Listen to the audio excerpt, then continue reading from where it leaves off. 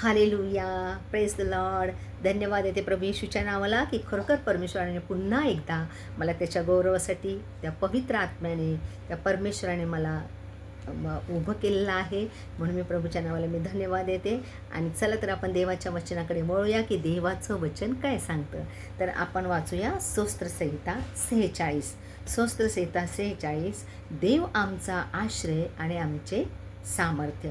देव आमचा आश्रय आणि आमचे सामर्थ्य.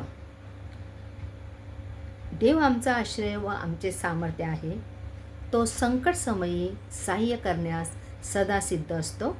म्हणून पृथ्वी उलथी पालथी झाली, पर्वत कोसळून सागर तळी बुडाले, सागराच्या लाटा गरजून उसळल्या, त्याच्या उंचवळण्याने पर्वत हलले तरी आम्ही भिणार नाही.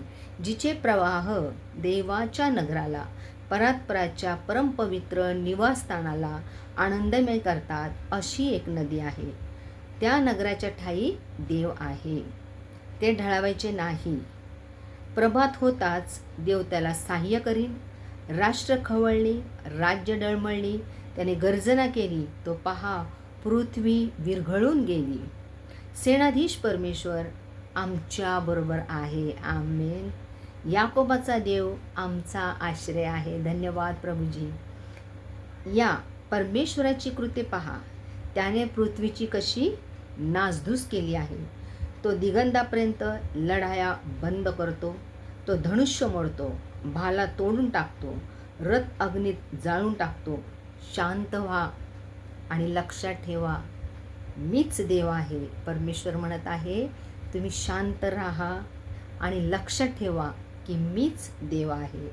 राष्ट्रामध्ये माझा महिमा वाढेल आणि पृथ्वीवर माझा महिमा वाढेल. आणि पुढं 11 वचन लिहिलं आहे, सेनाधीश परमेश्वर आमच्या बरोबर आहे.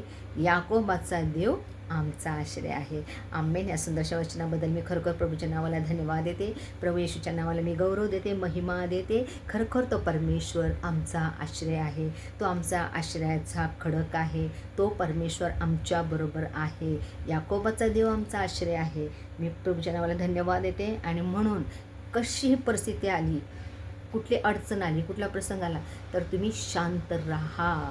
कारण परमेश्वर म्हणतो, लक्षात ठेवा की मीच देव आहे.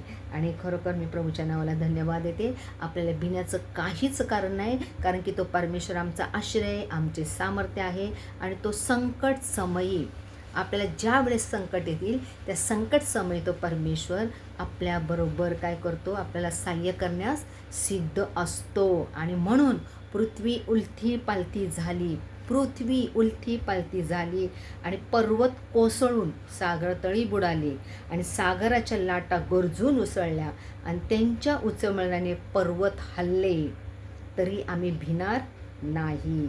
का भिणार नाही?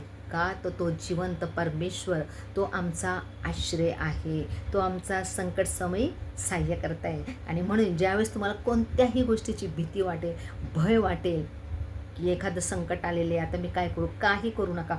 फक्त स्तोत्रसंहिता 46 हे वचन तुम्ही वाचा, विश्वासाने वाचा आणि विश्वासाने बोला. देव तुमच्या जीवनामध्ये कार्य केल्याशिवाय राहणार नाही. आमेन. God bless you.